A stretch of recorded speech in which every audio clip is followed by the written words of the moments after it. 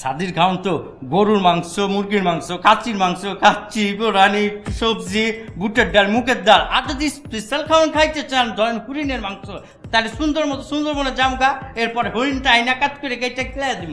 আরে না না না, হরিণের মাংসের আইটেম করা যাবে না, এটা আইন বহির্ভূত কাজ।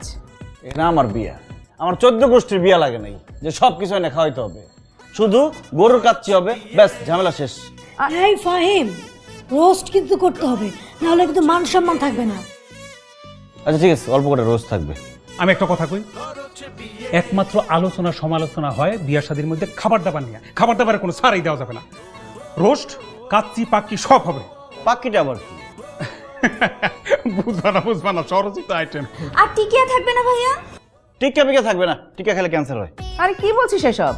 টিকিয়া খেলে ক্যান্সার, এটা তোকে কে বললো? আর কাশিম শোনো, খাবারের পর